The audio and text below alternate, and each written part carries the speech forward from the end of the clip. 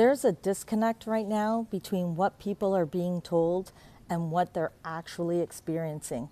We're told to cut back, save, sacrifice, while watching global travel, spending, and policy decisions move in the opposite direction. At the same time, household costs keep rising: food, credit cards, insurance, property taxes, and people are trying to make sense of their own financial picture.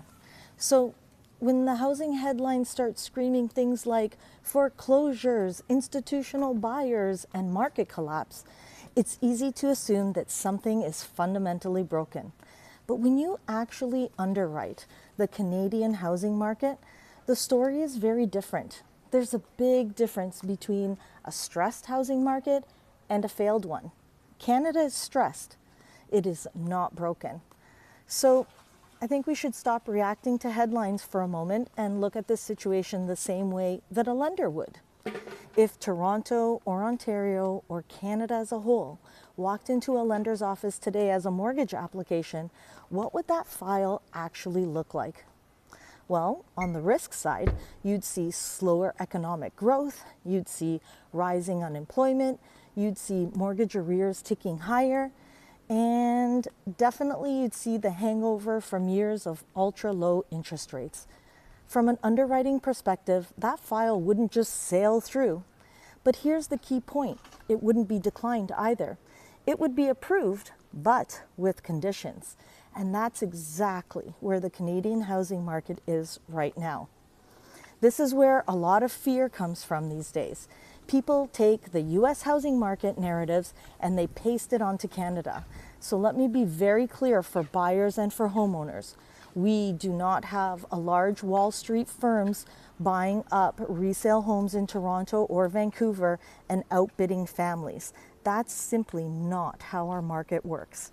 In Canada, institutional capital is actually tied to purpose-built rentals, land assemblies, and developer partnerships, not bidding wars on resale homes.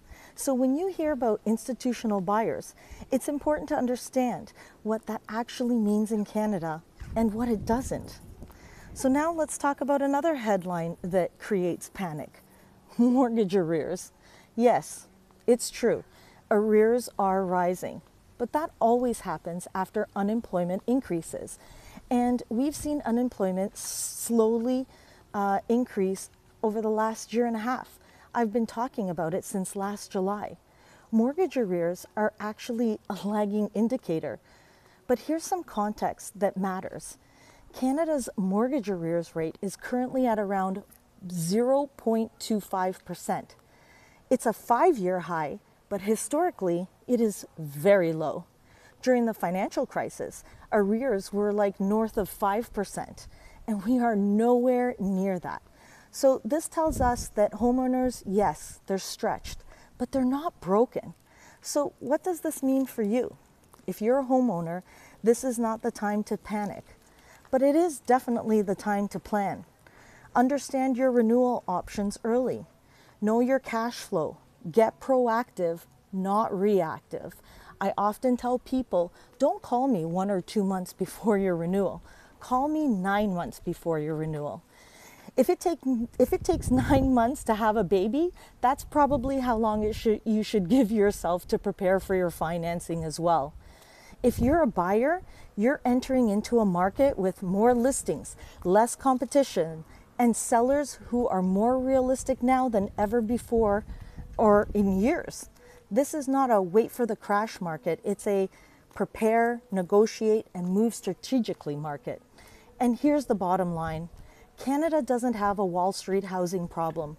Canada has a policy-created affordability and supply problem. And those do not unwind overnight.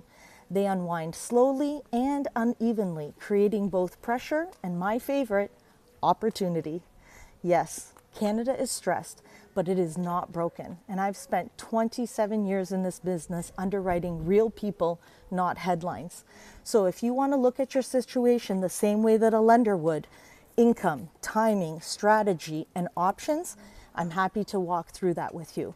My work is built on trust, clarity and long-term relationships, not quick decisions. When you're ready to underwrite your own file properly, that's where I come in. If you enjoyed this video, please like and subscribe as I send these out weekly and try to educate people on how geopolitics impact your mortgage. So until next week, be well.